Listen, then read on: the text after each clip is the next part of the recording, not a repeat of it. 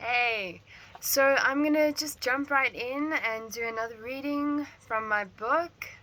Just a quick recap. It's called Read It Rawly. Rawly is a word to indicate how the book is best read with an open mind and an honest heart, and vice versa, actually.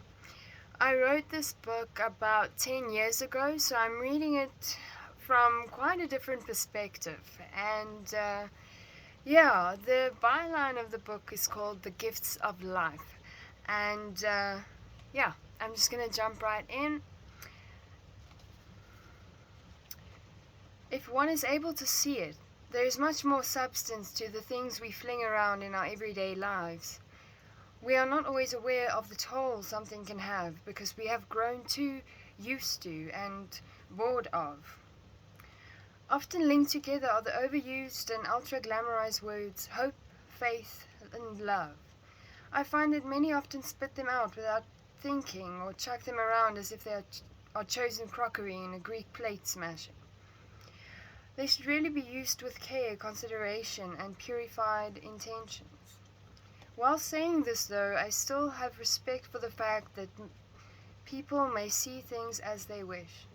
Although I find it essential that one should maintain to provide worth and substantial personal perceptions to one's unique inner psyche. I'm 18 when I was writing this. I was going through both a grieving and a healing process, and it was just after I'd lost my mom. And all these chapters are different. They come from a lot of writings that I did before then and also during the time. And I took from a lot of my writings and I mixed it up and I expanded upon it. So as I was writing, I was discovering and learning, and I didn't know it at the time, but I was also helping myself heal. It's very hard to describe now in this present moment what I felt all like all the time then, but this book was aimed to, and is still aimed to, help you help yourself and to learn how to do that through what you're going through. So you grow through what you're going through. And this book is like, I don't want to call it a guide, but it gives guidance. It can give you guidance, but ultimately the journey is your own. And that is something that happens usually when you are actually reading the book. It's slightly different for me though, and I can sort of come to a side and make a little comment like I am now. And that's just in this present moment. And this is a challenge I set out for myself because I also want to learn and grow even now, and with the different perspectives and gain new insights. I find it quite an interesting practice that I'm doing here, and I'm gleaming on it and I'm getting into it and I'm sort of integrating with it and with other sort of practices, and it's really helping expand my mind, my heart, my soul, everything that is connected to one another, that is life and love and agape, and also intellectualism and intelligence, and I can just go on, and instinct, and it's almost like becoming more in tune with the essence that is life. But I can't say everything actually in words that are good enough. Anyway, so I'll just stop being on my tangent now and I'll carry on. One should maintain the ability to stand by and take care of one's individual eyesight instead of blindly conforming to what others see. Here is how I see hope, faith, and love. Here are the perceptions I stand by. So in past tense, I stood by. I'm going to see if I still agree. Okay. Hope. Hope is, simply put, one's own positive thoughts for a positive future. Hope can be used selflessly or substantially for oneself. It serves as both an act of kindness and a symbol to never give up. Hope binds and unites. It ripens fruit and waters seeds. Hope assists us to become strong, worthy trees with healthy roots and vibrant leaves. And yes, this is my paragraph that derives from my inner Dr. Seuss. I found it appropriate. Faith. And I just want to, before I read this, I want to say that now I can speak on faith quite predominantly, and back then I can definitely say that I knew almost nothing of it, and so I'm just going to read. Faith. In my opinion, faith is what we decide to believe that will lead us and strengthen us. To have faith in whatever it may be, God, guide, spiritual being, universe, or even those around you, faith helps us move forward.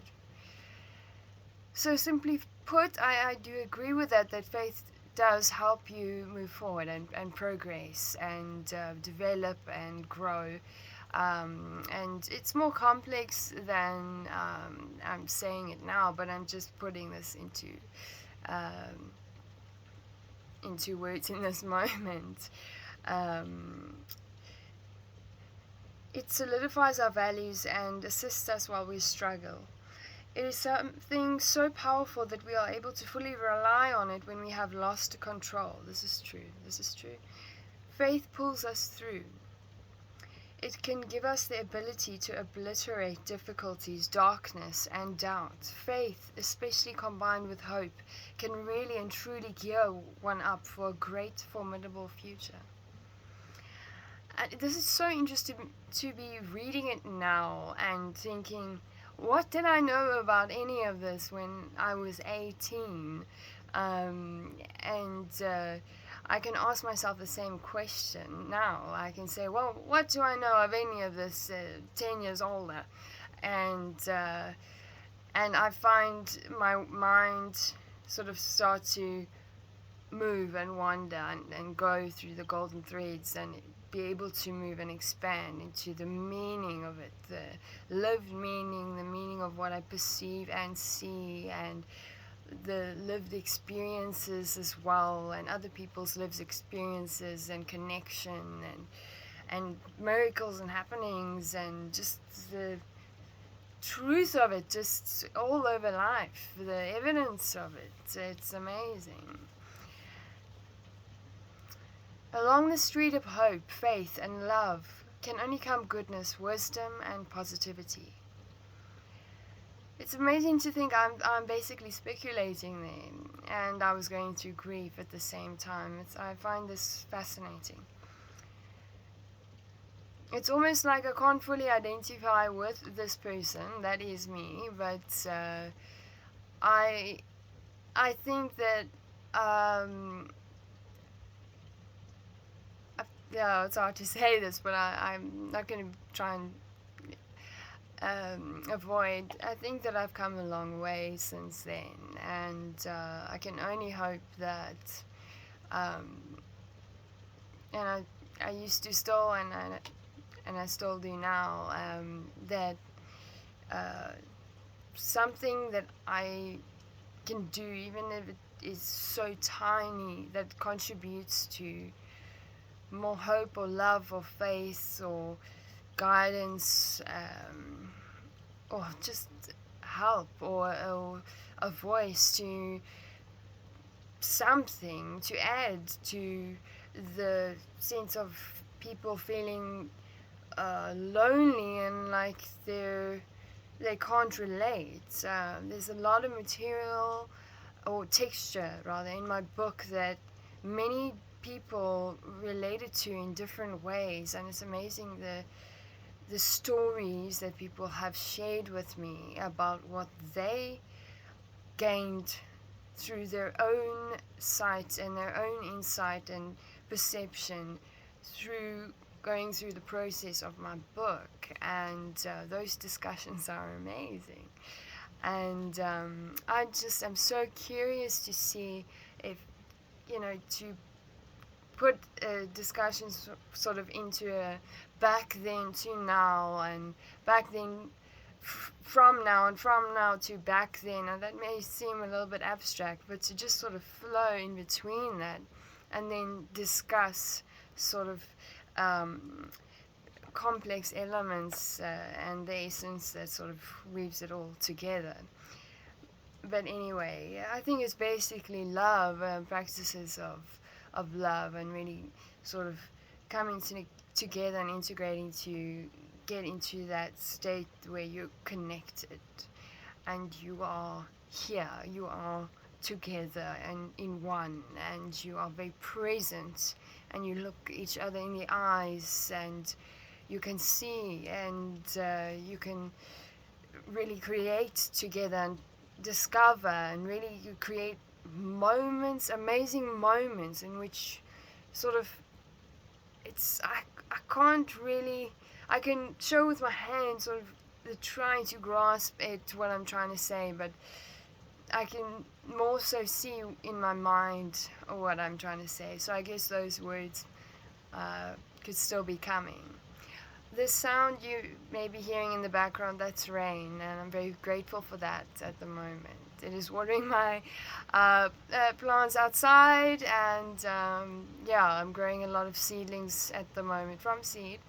That's an amazing process, and because I'm going to be doing a learning development and advancement program with kids soon next year. So anyway, that's a bit like a side note. I'm just going to carry on here. And thus we move on to love, something I admit I feel I do not have much experience of. I'm not very good at giving love, and I'm not very good at harvesting it either. I wish I could give this younger me a hug. Ah, man. But I'm undergoing a process to find its worthy definition. I can say now that I think that I definitely didn't know what I was talking about, and I can say also that what I needed to find was my own worth and stuff like substantiality, if I can say that, that already lay within myself, and resonates with that, and then also sort of outwardly and sort of retrospectively, and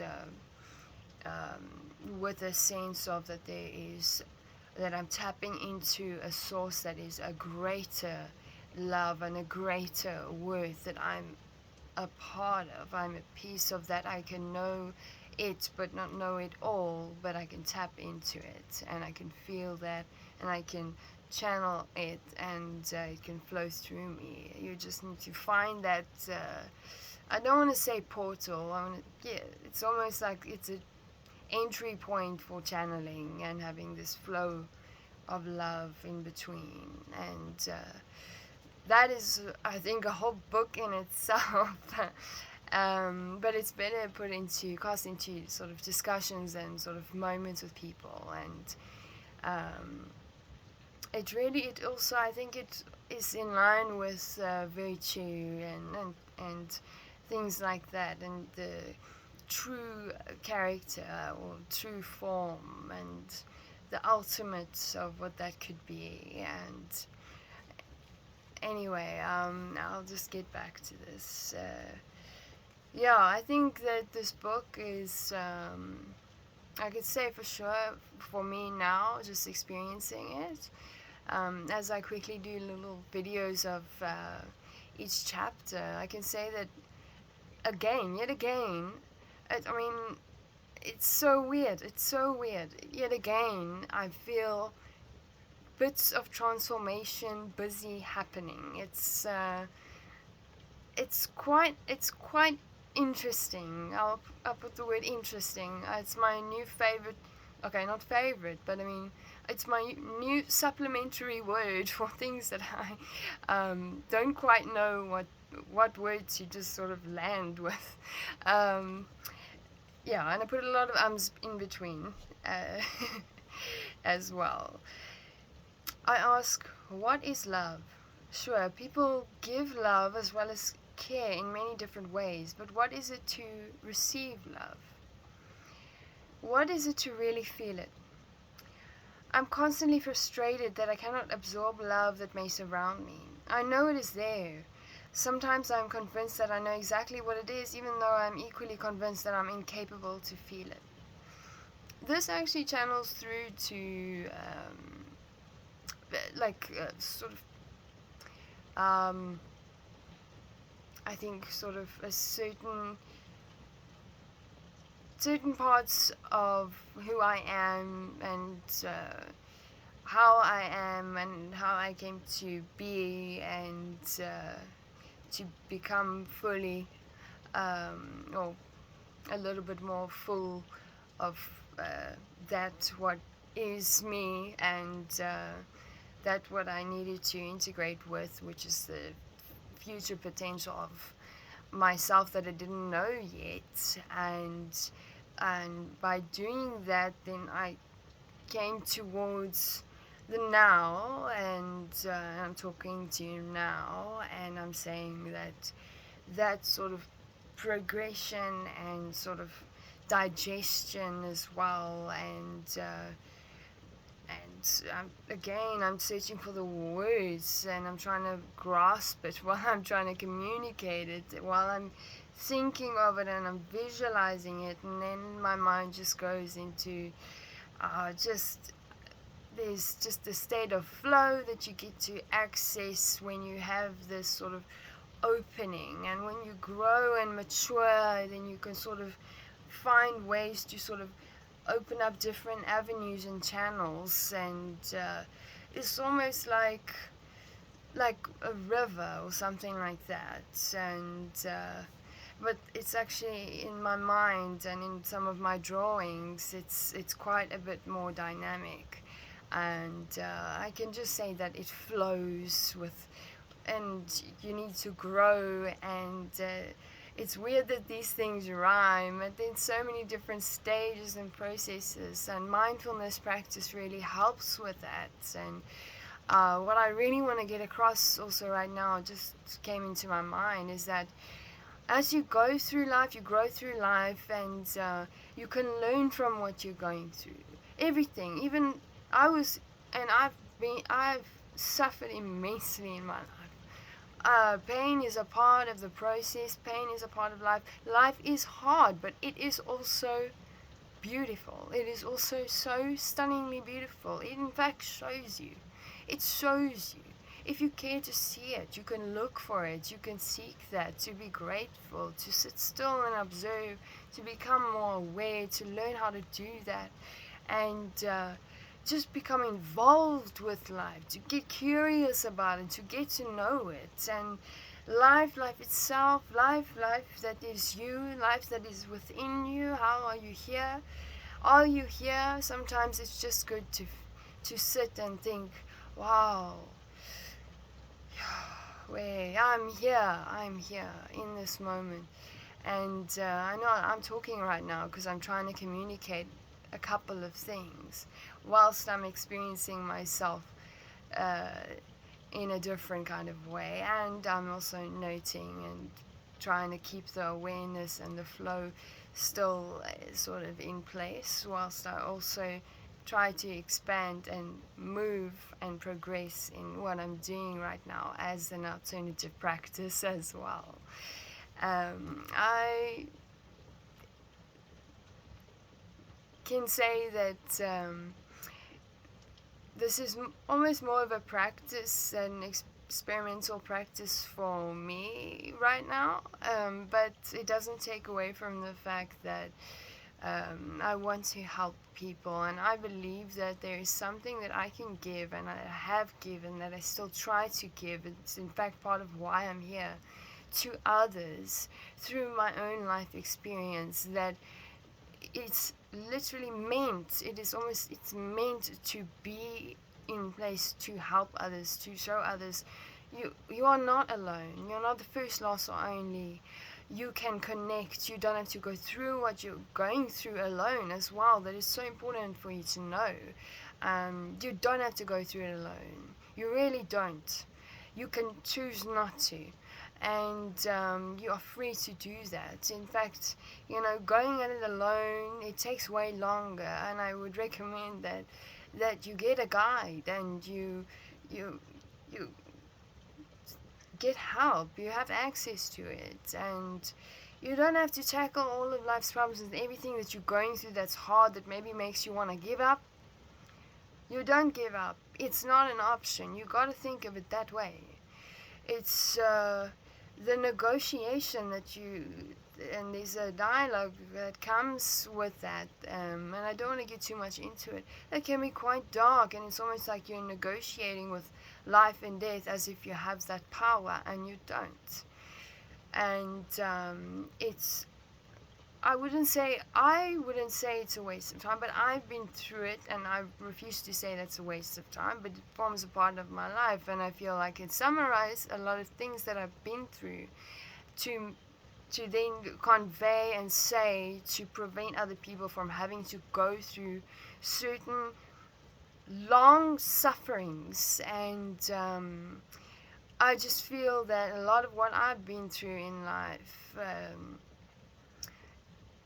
don't know, I used to have this thought that maybe I went through the things that I went through so that other people didn't have to go through it. And I want to maintain that sort of and explore that little golden thread there. I think there's something to it. And yeah. And again, I just, I think it's so important to do what you can to spread the love that you do know and that you have access to, and to share about it. And just remember that you are worthy to be here. You have worth inside of you. There is worth all around you. You are part of life. There is worth in breath, in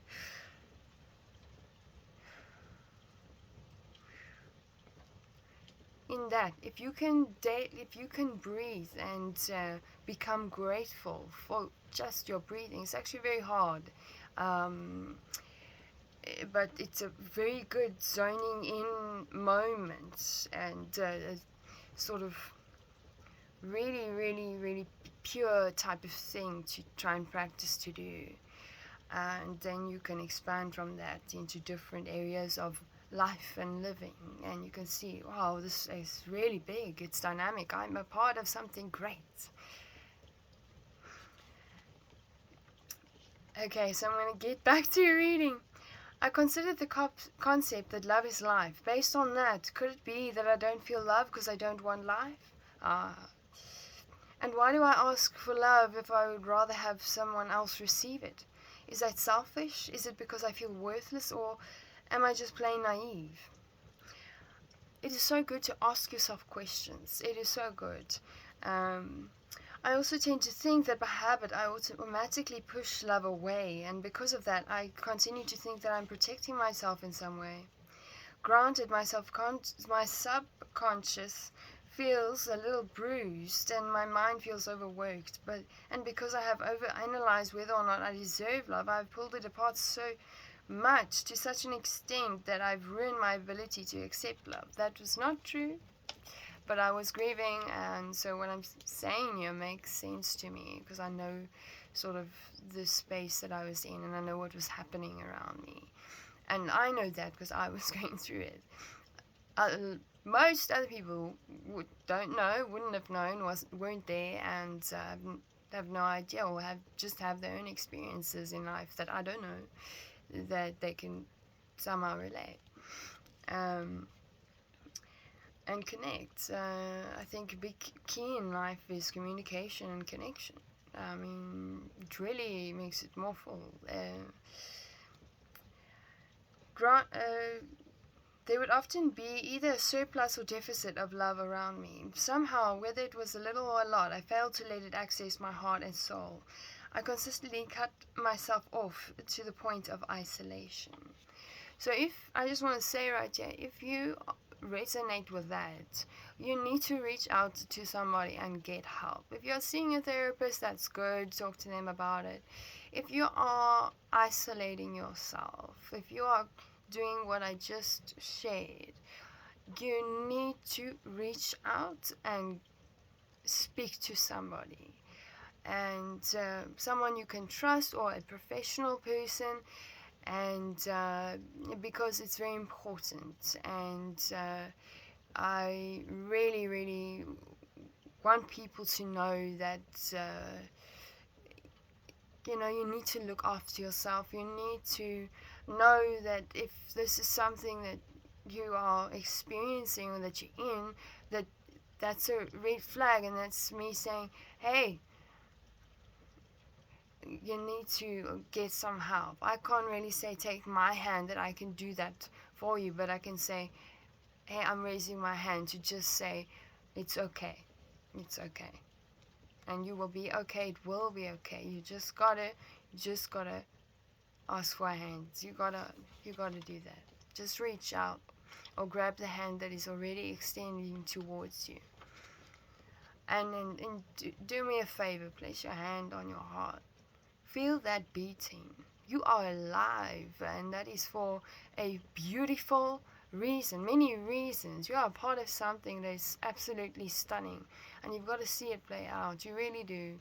So it is good to have support. It is good to reach out, and you've got to try. It's worth it.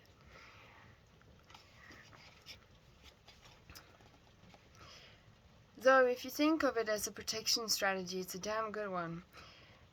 It may seem adverse, but if preventing myself from caring means that I'm preventing the possibility of losing, then I'm game. Therefore, by doing so, the shield strategy is not necessarily a bad thing, is it? If I don't care nor love, I seem to think that I would reduce the margin of losing the people that I deep down truly care about. But as much as this theory makes sense to me, I do not feel like I'm fully intending to prevent myself from love and care. I mean, I feel really terrible to possess such a vast lack of it. Oh, I was going through pain. You could just hear the pain that I was going through in those words that I was trying to articulate, And I was asking those questions. I did not know. I did not know what to do. I eventually did get into therapy, by the way, and I got some guidance and help. And I do advocate for that. And I advocate for, it's very important that you consider your mental health and your total well-being. There are different elements of it. You're going to sort of fully check. And your mind, your head is not separate from your body. That's a different conversation. But everything, from your toe to your last hair strand, it's all that you are counts. And it's just so important to keep in check that it's balanced. You are balanced and healthy, or at least you are trying to be, and it's a good effort, and you're making progress on that.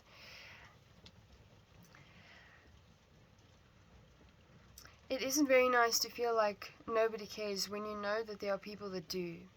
It isn't a ball when you see that the love, but not be able to feel it. In no way does one ever feel rewarded when all one's yearning and desperation is for nothing, because one never feels relieved or satisfied. Therefore, I lean towards the concept of being incapable rather than that of strategic protection. I think I nearly said projection. I think that is actually what I was doing. In a weird way, I can understand myself, but from a separate person sort of point of view. And I would reach out if I would literally go to. If this was a separate person, I would go to that person if I was in proximity and talk to them. The complexities of my mind perplex me. That is true. But now I smile because of that statement. It interests me, and I know how to not push myself too far. And it's very important not to just sort of empty all your chambers and then you don't have energy for nothing. Then you just sort of fall flat and you can become depressed. So it's, yeah, don't be too hard on yourself.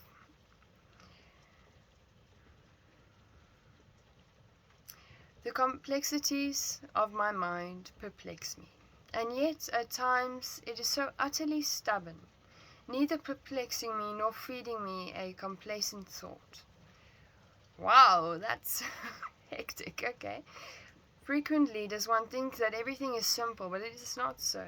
As you get older, I think that changes a little bit, I suppose, with insight and wisdom, and I think it takes time. I think we take for granted what time can do. You know, all the passing of time that you still carry on and keep on keeping on. You do get to the light on the other side. There is a light at the end of the tunnel, and it is stunning and beautiful. And there may be a wilderness and another different kind of planes you have to navigate, but it is a part of life, and then it becomes sort of something else, a creative, beautiful journey of discovery and connection, and I can't even, there's not enough words, there's not one word, it's just, I hope that you feel encouraged to live. That is what I really hope right now. I hope that you get that from my message. I want you to know that that I find it really important that you are alive and that you live and that you are experiencing and living life in such a way that you can get what is beautiful from it. And just know that you're not alone if you're going through something that is painful, and if you are suffering, just know that there is hope, there is a silver lining, there's a golden lining, there is so much more to come.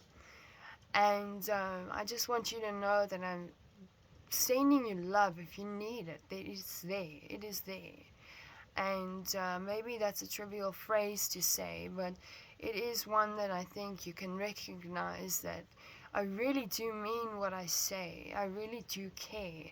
I care about people. I care about people's hearts, what people feel, what people don't have to feel, what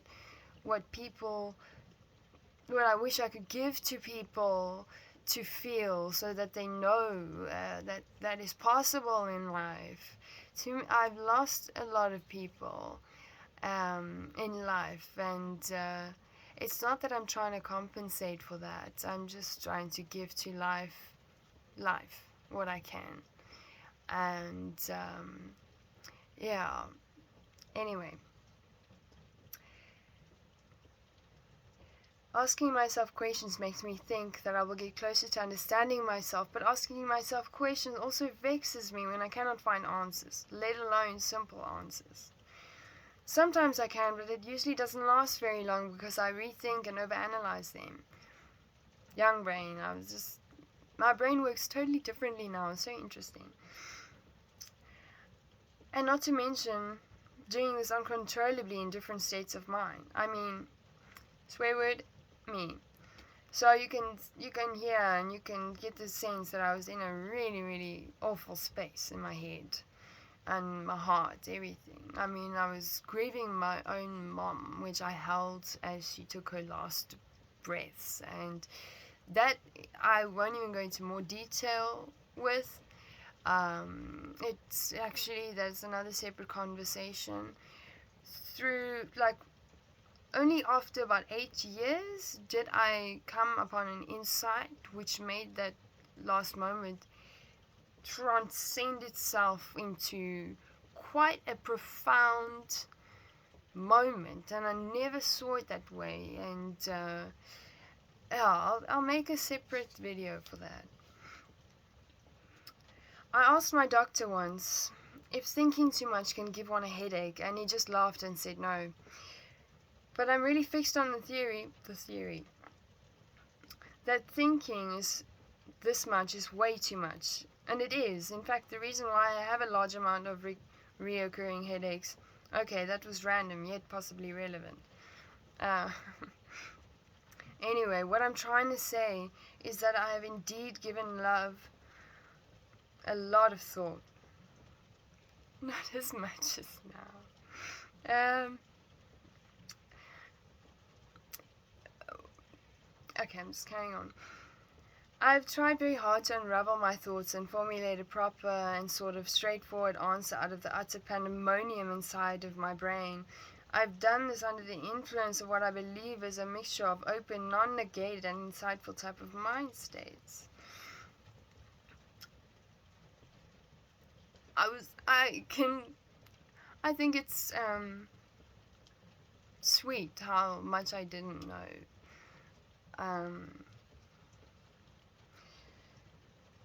So here goes. This is my simplest conclusion of love thus far into my life. Love is the invisible toll and attraction between two beings. Love's right hand is unity, and its most powerful form is unconditional. Sometimes love is overwhelming in such a way that it cannot be described, only felt. Real, true love is something one cannot control. It is a kind of thing that is so strong it radiates by itself from the core of one's being. Love is a natural component of both life and beauty. It is beauty because it is a part of an anatomy, I would say ecology rather, which remains unsolved while excessively well known and felt. I think it is less known now, but there are more practices that I can definitely teach to help someone be able to feel it and to learn how to feel and channel love. Love life. Like the mechanics of that. Love is a miracle. It changes lives and it is transformable. It is a complex light that powers the soul of every spiritual being. I think every being, but I'm almost going into editing mode now. Let me just move swiftly. Love is another universal gift. Love is universal. It's a universal gift we all have in common. And it is a dominant connector of all types of beings. What I mean there, I'm not speaking about aliens. I'm speaking about living beings here that we can connect with. That means nature as well, and it means things that are living and that give life and life. So and the real true essence of life. Harvested with care, it aids to bind intertwined destinies and improve our deeper journey towards the spiritual odysseys which embody ultimate and infinite love. So that is the end of that chapter, and I just want to say that I love you.